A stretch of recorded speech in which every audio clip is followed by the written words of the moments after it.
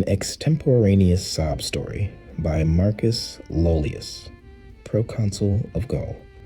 Sheehan's Pool Room, which adorns one of the lesser alleys in the heart of Chicago's Stockyard District, is not a nice place. Its air, freighted with 1,000 odors such as Coleridge may have found at Cologne, too seldom knows the purifying rays of the sun, but fights for space with the acrid fumes of unnumbered cheap cigars and cigarettes which dangle from the coarse lips of unnumbered human animals that haunt the place day and night. But the popularity of Sheehan's remains unimpaired, and for this there is a reason obvious to anyone who will take the trouble to analyze the mixed stenches prevailing there. Over and above the fumes and sickening closeness rises an aroma once familiar throughout the land, but now happily banished to the back streets of life by the edict of a benevolent government. The aroma of strong, wicked whiskey, a precious kind of forbidden fruit, indeed, in this year of grace 1950. Sheehan's is the acknowledged center to Chicago's subterranean traffic in liquor and narcotics, and as such has a certain dignity which extends even to the unkempt attaches of the place. But there was, until lately, one who lay outside the pale of that dignity, one who shared the squalor and filth, but not the importance of Sheehan's. He was called Old Bugs, and was the most disreputable object in a disreputable environment. What he had once been, many tried to guess, for his language and mode of utterance when intoxicated to a certain degree were such as to excite wonderment. But what he was presented less difficulty, for Old Bugs, in superlative degree, epitomized the pathetic species known as the bum, or the down and outer. Whence he had come, no one could tell. One night, he had burst wildly into Sheehan's, foaming at the mouth and screaming for whiskey and hashish, and having been supplied in exchange for a promise to perform odd jobs, had hung about ever since, mopping floors, cleaning cuspidors and glasses, and attending to 100 similar menial duties in exchange for the drink and drugs which were necessary to keep him alive and sane. He talked but little, and usually in the common jargon of the underworld, but occasionally, when inflamed by an unusually generous dose of crude whiskey, would burst forth into strings of incomprehensible polysyllables and snatches of sonorous prose and verse, which led certain habitués to conjecture that he had seen better days. One steady patron, a bank defaulter under cover, came to converse with him quite regularly, and from the tone of his discourse ventured the opinion that he had been a writer or professor in his day. But the only tangible clue to Old Bugs's past was a faded photograph, which he constantly carried about with him. The photograph of a young woman of noble and beautiful features. This he would sometimes draw from his tattered pocket, carefully unwrap from its covering of tissue paper, and gaze upon for hours with an expression of ineffable sadness and tenderness. It was not the portrait of one whom an underworld denizen would be likely to know, but of a lady of breeding and quality, garbed in the quaint attire of 30 years before. Old Bugs himself seemed also to belong to the past, for his nondescript clothing bore every hallmark of antiquity. He was a man of immense height, probably more than 6 feet, though his stooping shoulders sometimes belied this fact. His hair, a dirty white and falling out in patches, was never combed, and over his lean face grew a mangy stubble of coarse beard, which seemed always to remain at the bristling stage. Never shaven, yet never long enough to form a respectable set of whiskers. His features had perhaps been noble once, but were now seamed with the ghastly effects of terrible dissipation. At one time, probably in middle life, he had evidently been grossly fat. But now he was horribly lean, the purple flesh hanging in loose pouches under his bleary eyes and upon his cheeks. Altogether, Old Bugs was not pleasing to look upon. The disposition of Old Bugs was as odd as his aspect. Ordinarily, he was true to the derelict type, ready to do anything for a nickel or a dose of whiskey or hashish. But at rare intervals, he showed the traits which earned him his name. Then he would try to straighten up, and a certain fire would creep into the sunken eyes. His demeanor would assume an unwonted grace and even dignity, and the sodden creatures around him would sense something of superiority, something which made them less ready to give the usual kicks and cuffs to the poor butt and drudge. At these times he would show a sardonic humor and make remarks which the folk of Sheehan's deemed foolish and irrational. But the spells would soon pass, and once more old Bugs would resume his eternal floor scrubbing and cuspidor cleaning. But for one thing, old Bugs would have been an ideal slave to the establishment, and that one thing was his conduct when young men were introduced for their first drink. The old man would then rise from the floor in anger and excitement, muttering threats and warnings, and seeking to dissuade the novices from embarking upon their course of seeing life as it is. He would sputter and fume, exploding into sesquipedalian admonitions and strange oaths, and animated by a frightful earnestness, which brought a shudder to more than one drug-racked mind in the crowded room. But after a time, his alcohol-enfeebled brain would wander from the subject, and with a foolish grin, he would turn once more to his mop or cleaning rag. I do not think that many of Sheehan's regular patrons will ever forget the day that young Alfred Trevor came. He was rather a find, a rich and high-spirited youth who would go the limit in anything he undertook. At least that was the verdict of Pete Schultz, Sheehan's runner, who had come across the boy at Lawrence College in the small town of Appleton, Wisconsin. Trevor was the son of prominent parents in Appleton. His father, Carl Trevor, was an attorney and citizen of distinction, whilst his mother had made an enviable reputation as a poetess under her maiden name of Eleanor Wing. Alfred was himself a scholar and poet of distinction, though cursed with a certain childish irresponsibility, which made him an ideal prey for Sheehan's runner. He was blond, handsome, and spoiled, vivacious and eager to taste the several forms of dissipation about which he had read and heard. At Lawrence, he had been prominent in the mock fraternity of Tapa Tapa Keg, where he was the wildest and merriest of the wild and merry young roisterers. But this immature, collegiate frivolity did not satisfy him. He knew deeper vices through books, and he now longed to know them at first hand. Perhaps this tendency toward wildness had been stimulated somewhat by the repression to which he had been subjected at home. For Mrs. Trevor had particular reason for training her only child with rigid severity. She had, in her own youth, been deeply and permanently impressed with the horror of dissipation by the case of one to whom she had for a time been engaged. Young Galpin, the fiancé in question, had been one of Appleton's most remarkable sons.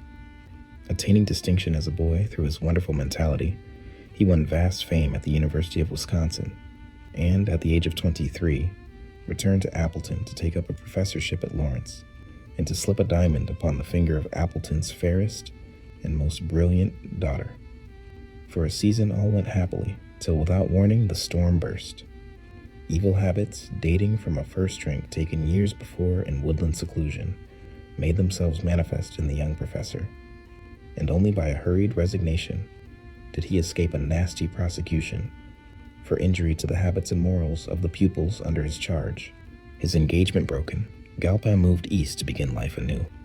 But before long, Appletonians heard of his dismissal in disgrace from New York University, where he had obtained an instructorship in English.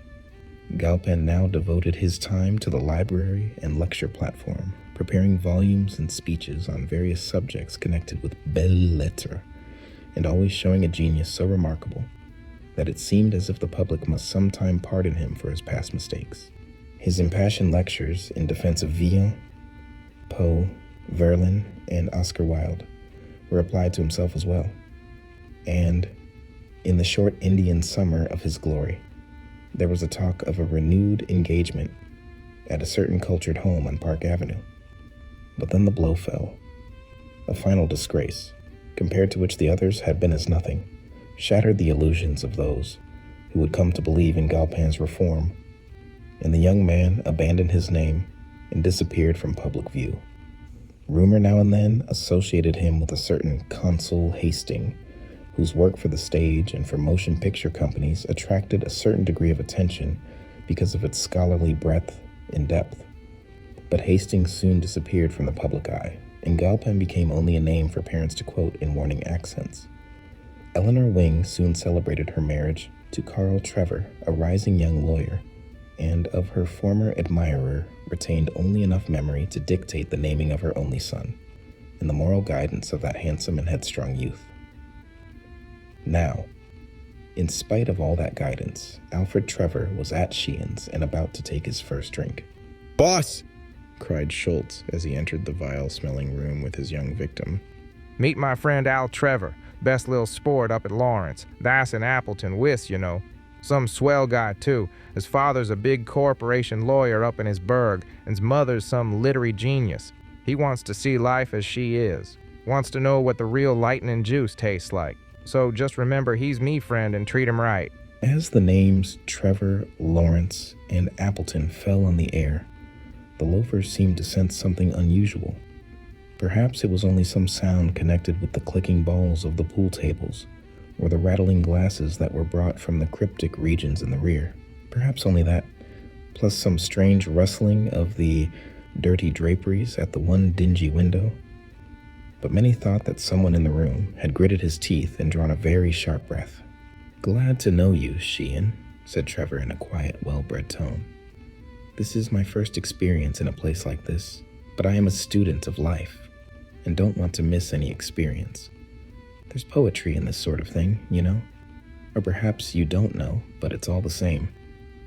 "Young fella, responded the proprietor. you come to the right place to see life. We got all kinds here, real life and a good time. The damn government can try to make folks good of it, monster. But he can't stop a fella from eating a rap when he feels like it. What you want, fella? Booze, coke, or some other sort of dope? You can task for nothing we ain't got." Habitués say that it was at this point they noticed a cessation in the regular monotonous strokes of the mop. "I want whiskey, good old-fashioned rye," exclaimed Trevor enthusiastically. "I'll tell you, I'm good and tired of water after reading of the merry bouts fellows used to have in the old days. I can't read an Anacreontic without watering at the mouth, and it's something a lot stronger than water that my mouth waters for." "Anacreontic? What the hell is that?" Several hangers-on looked up as the young man went slightly beyond their depth. But the bank defaulter undercover explained to them that Anacreon was a gay old dog who lived many years ago and wrote about the fun he had when all the world was just like Sheehan's. "Let me see, Trevor," continued the defaulter. "Didn't Schultz say your mother is a literary person too?" "Yes, damn it," replied Trevor, "but nothing like the old Tayan. She's one of those dull, eternal moralizers that try to take all the joy out of life. Namby-pamby sort. Ever heard of her? She writes under her maiden name of Eleanor Wing." Here it was that old Bugs dropped his mop. "Well, here is your stuff," announced Sheehan jovially as a tray of bottles and glasses was wheeled into the room. "Good old rye, and as fiery as you can find anywhere in Chai." The youth's eyes glistened, and his nostrils curled at the fumes of the brownish fluid, which an attendant was pouring out for him. It repelled him horribly and revolted all his inherited delicacy. But his determination to taste life to the full remained with him, and he maintained a bold front. But before his resolution was put to the test, the unexpected intervened. Old Bugs, springing up from the crouching position in which he had hitherto been, leapt at the youth and dashed from his hands the uplifted glass, almost simultaneously attacking the tray of bottles and glasses with his mop, and scattering the contents upon the floor in a confusion of odoriferous fluid and broken bottles and tumblers. Numbers of men, or things of which had been men, dropped to the floor and began lapping at the puddles of spilled liquor. But most remained immovable, watching the unprecedented actions of the barroom, drudge and derelict. Old Bugs straightened up before the astonished Trevor, and in a mild and cultivated voice said, "Do not do this thing. I was like you once, and I did it. And now I am like this. What do you mean, you damned old fool? Shouted Trevor. What do you mean by interfering with a gentleman in his pleasures? So, Sheehan, now recovering from his astonishment, advanced and laid a heavy hand on the old waif's shoulder. This is the last time for you, old bird, He exclaimed furiously. When a gentleman wants to take a drink here, by God he shall, without you interfering. Now get the hell out of here, before I kick hell out of ya. But Sheehan had reckoned without scientific knowledge of abnormal psychology and the effects of nervous stimulus. Old Bugs, obtaining a firmer hold on his mop, began to wield it like the javelin of a Macedonian hoplite, and soon cleared a considerable space around himself, meanwhile shouting various disconnected bits of quotation, among which was prominently repeated, The sons of Belial, blown with insolence and wine. The room became pandemonium, and men screamed and howled in fright at the sinister being they had aroused. Trevor seemed dazed in the confusion and shrank to the wall as the strife thickened. He shall not drink. He shall not drink. Thus roared Old Bugs as he seemed to run out of or rise above quotations. Policemen appeared at the door, attracted by the noise, but for a time they made no move to intervene. Trevor, now thoroughly terrified and cured forever of his desire to see life via the vice route, edged closer to the blue-coated newcomers. Could he but escape and catch a train for Appleton, he reflected, he would consider his education in dissipation quite complete. Then suddenly Old Bugs ceased to wield his javelin and stopped still, drawing himself up more erectly than any denizen of the place had ever seen him before. Ave Caesar, moritorus te saluto. He shouted and dropped to the whiskey-reeking floor, never to rise again. Subsequent impressions will never leave the mind of young Trevor. The picture is blurred, but ineradicable. Policemen plowed a way through the crowd, questioning everyone closely both about the incident and about the dead figure on the floor. Sheehan especially did they ply with inquiries, yet without eliciting any information of value concerning Old Bugs.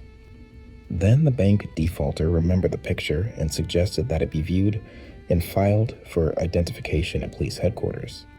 An officer bent reluctantly over the loathsome glassy-eyed form and found the tissue-wrapped cardboard, which he passed around among the others. Some chicken, Leered a drunken man as he viewed the beautiful face.